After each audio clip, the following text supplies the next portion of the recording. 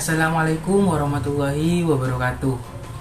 Oke, kembali lagi dengan saya Imdadur Rahman, yang dimana pada kesempatan kali ini saya akan membahas mengenai pelatihan dalam pendidikan luar sekolah. Untuk pengertian dari pelatihan pendidikan di luar sekolah itu, yang pertama, menurut Sujana, setiap kegiatan pendidikan yang terorganisir dan sistematis di luar sistem persekolahan yang mapan itu dilakukan secara mandiri atau merupakan sebuah bagian penting dari kegiatan yang lebih luas, yang dimana kegiatan itu sengaja dilakukan untuk melayani peserta didik tertentu di dalam mencapai tujuan belajarnya. Oleh karena itu, dengan adanya pendidikan luar sekolah ini dapat memberikan dampak yang sangat baik terhadap peserta didik. Sedangkan Hamijoyo berpendapat juga mengenai pengertian dari pendidikan luar sekolah, yang dimana merupakan suatu pendidikan yang terorganisir secara sistematis dan kontinu di luar sistem persekolahan, yang dimana hal tersebut melalui proses hubungan sosial yang membimbing individu, kelompok, dan masyarakat supaya memiliki sifat dan cita-cita sosial yang positif dan konstruktif guna meningkatkan taraf hidup. Oleh karena itu, menurut Hamijoyo ini, pendidikan luar sekolah sangat memberikan banyak manfaat yang sangat besar terhadap kesejahteraan masyarakat atau sumber daya manusia. Untuk selanjutnya yaitu mengenai fungsi dan ciri-ciri dari pendidikan luar sekolah. Yang pertama yaitu fungsi. Fungsi yang pertama yaitu mengembangkan nilai-nilai rohani dan jasmaniah.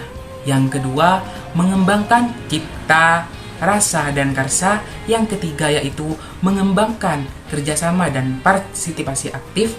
Yang keempat yaitu mengembangkan cara berpikir dan bertindak kritis. Dan yang kelima yaitu memiliki fungsi untuk mengembangkan sikap dan moral tanggung jawab sosial yang sangat tinggi. Oleh karena itu, dengan adanya pelatihan pendidikan luar sekolah sangat memberikan dampak dan memiliki fungsi yang sangat efisien dan efektif kepada masyarakat. Baik, untuk selanjutnya yaitu ciri dari pendidikan luar sekolah. Yang pertama, mempunyai karakteristik tujuan.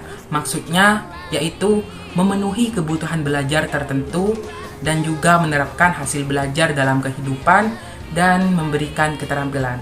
Oleh karena itu, merupakan karakteristik dari pendidikan luar sekolah. Untuk karakteristik yang kedua yaitu karakteristik waktu, yang dimana dalam pendidikan luar sekolah relatif singkat dan bergantung pada kebutuhan belajar dan tidak penuh dan tidak secara terus-menerus. Oleh karena itu, kedua karakteristik itu memberikan dampak sangat bermanfaat. Untuk karakteristik yang ketiga yaitu karakteristik program, yang dimana kurikulum berpusat pada kepentingan peserta didik. Baik, untuk yang keempat yaitu karakteristik pengendalian program, yang dimana program pelatihan di luar sekolah ini dilakukan oleh pelaksana program dan peserta didik, dan juga menggunakan pendekatan yang lebih bersifat demokratif. Untuk yang kelima atau karakteristik yang terakhir yaitu proses belajar dan pembelajarannya, yang dimana pada pendidikan luar sekolah ini yang pertama dipusatkan di lingkungan masyarakat dan lembaga, yang kedua berkaitan dengan kehidupan peserta didik dan masyarakat, yang ketiga lebih fleksibel dan beraneka ragam macam-macam pelatihan, yang keempat yaitu menggunakan sumber belajar dari berbagai keahlian, dan yang kelima yaitu memanfaatkan tenaga dan sarana yang tersedia. Baik, kelima karakteristik tadi merupakan karakteristik yang dimiliki dari pendidikan luar sekolah, sehingga pendidikan luar sekolah sangat beraneka ragam untuk meningkatkan kesejahteraan sosial dari masyarakat tadi. Untuk materi selanjutnya yaitu model-model pelatihan dalam pendidikan luar sekolah. Untuk model yang pertama yaitu model magang atau pemagangan, atau disebut apprenticeship training atau learning by doing. Yang kedua yaitu model internship atau internship training. Yang ketiga model pelatihan kerja atau job training. Yang keempat yaitu model pelatihan keaksaraan atau literasi training, dan yang kelima yaitu model kewirausahaan atau entrepreneurship training and manajemen peningkatan mutu atau quality management training. Untuk selanjutnya yaitu pembelajaran pelatihan dalam pendidikan luar sekolah. Metode apa sih yang digunakan dalam pembelajaran pelatihan ini? Untuk yang pertama yaitu metode diskusi. Metode diskusi pastinya sangat diterapkan dalam pendidikan manapun, terutama di pendidikan luar sekolah ini. Yang kedua yaitu studi kasus. Yang ketiga yaitu kelompok bus. Yang keempat yaitu bermain peran. Keempat metode tadi digunakan dalam pelatihan yang mengacu pada pendidikan luar sekolah. Selain itu, terdapat 4 lagi metode pembelajaran yang digunakan. Yang kelima yaitu simulasi pengambilan keputusan, yang keenam yaitu kuliah, yang ketujuh yaitu diskusi panel, dan yang kedelapan atau yang terakhir yaitu demonstrasi. Oleh karena itu, kedelapan metode tadi yaitu menjadi suatu metode pembelajaran yang digunakan pada pendidikan luar sekolah. Untuk selanjutnya yaitu evaluasi pelatihan dalam pendidikan luar sekolah. Mengapa sih perlu evaluasi dalam pendidikan luar sekolah?